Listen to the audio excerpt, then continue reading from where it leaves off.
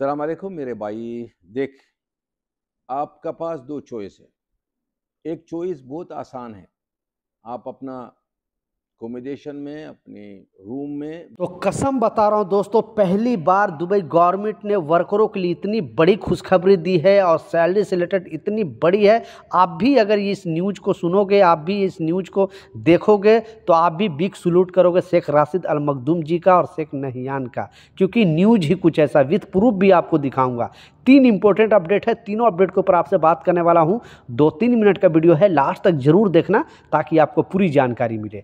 तो चलिए स्टार्ट करता हूं, बताता हूं अपडेट के बारे में। तो आपने बिल्कुल टाइटल और थंबनेल में सच पढ़ा है कि सैलरी से रिलेटेड इतनी बड़ी खुशखबरी आप सुना ही नहीं होगा, क्योंकि पहली बार दुबई गवर्नमेंट और मोहरे ने क्लियरली अपडेट जारी करके बता दिया है और सारे कंपनी इसमें टेंशन में हो गए हैं।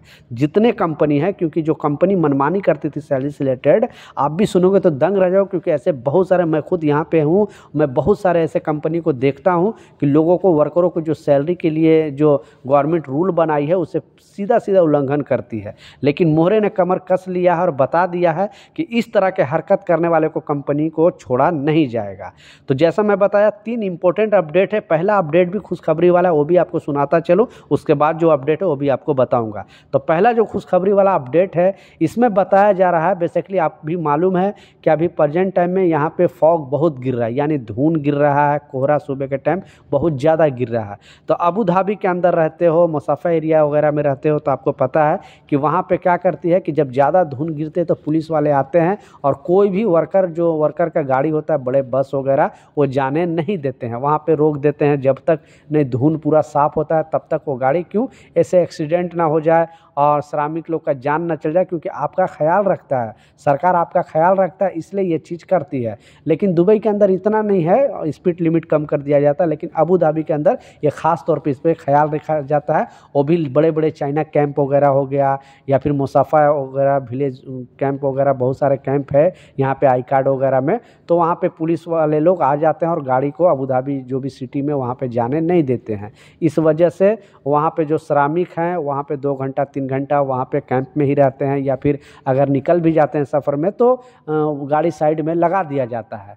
तो गवर्नमेंट का कहना है कि कोई भी प्राकृतिक आपदा आ जाए, जैसे फॉग है या फिर बारिश ज़्यादा है या कोई भी इस तरह का बड़ा तूफान है, इस तरह का कोई भी आ जाए और कोई कंपनी अगर श्रमिक की सैलरी कटिंग करेगी तो उस कंपनी पर बड़ा एक्शन लिया जाएगा। तो आपको भी, क्योंकि बहुत सारे जगह पे क्या होता है कि पंचिंग सिस्टम होता है, जब आप साइड में एंट्री करोगे तो वहाँ पे पंच करोगे तब आपका ड्यूटी स्टार्ट हो जाएगा। लेकिन और वहाँ से जब पंच, बाद में घर आने के टाइम पंच करोगे, रूम आने के टाइम, तब आपका ड्यूटी ख़त्म होता है। तो आपको वहाँ 10-11 बजे 12 बजे जाने के बाद या फिर 9 बजे 10 बजे पंच करोगे तो पूरा टाइम की सैलरी नहीं देगी कंपनी।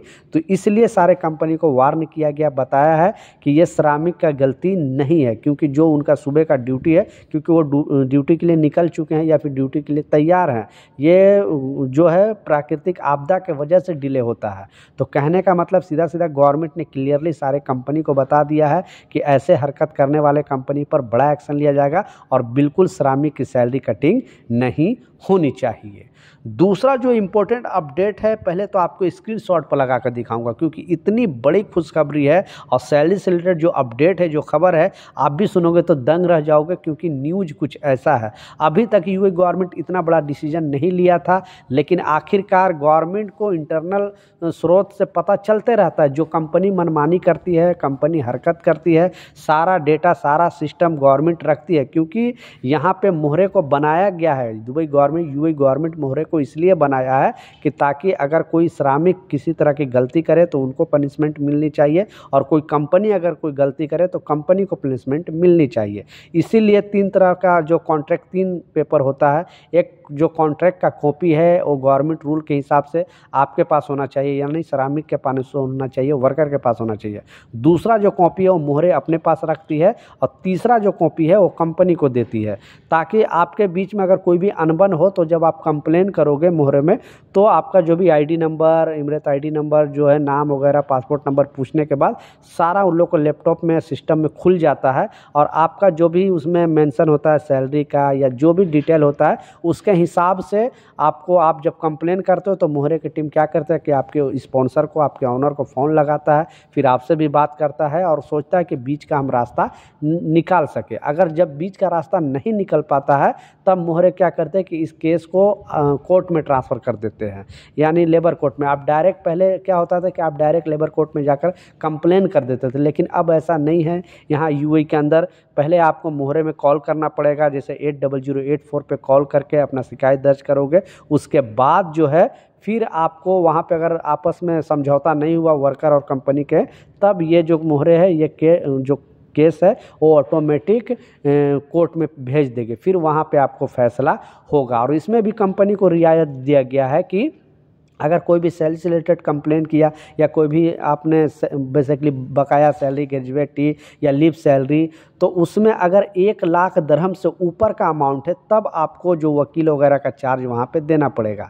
1,00,000 से कम का अगर अमाउंट है तो उसके लिए गवर्नमेंट की तरफ से आपको फ्री वकील मिलेगा। ये श्रमिक लोग को मिलेगा, जो कंपनी है उन लोगों को नहीं मिलेगा क्योंकि कंपनी के पास तो इनफ पैसा, लेकिन श्रमिक को यहाँ पे हेल्प के लिए गवर्नमेंट की तरफ से वकील को रखा गया है, जिनकी मतलब जो भी पैसे की तादाद है 1,00,000 से नीचे, 1,00,000 दिरहम से नीचे का है तो उनको फ्री में मिला जाएगा। अब इस अपडेट में जो बताया जा रहा है, जैसा मैं स्क्रीनशॉट पर लगा कर दिखाया, जैसे आप देख सकते हो गल्फ न्यूज़ का जस्ट ये अभी अभी का अपडेट है। और यूएई गवर्नमेंट का कहना है कि जो सिस्टम है, क्योंकि आपका जो पैसे है वो WPS के थ्रू आना चाहिए। WPS का मतलब है कि जो आपकी कंपनी सैलरी देती है, वो कंपनी जो सैलरी देती है वो सारा डेटा, सारा सिस्टम और गवर्नमेंट वॉच करती है कि आपकी कंपनी है जो सैलरी दी है कि नहीं, क्योंकि कंपनी को कैसे पता चलेगा कि श्रमिक को सैलरी मिला है कि नहीं। इसलिए सिस्टम बनाया है WPS, यानी बैंक के थ्रू।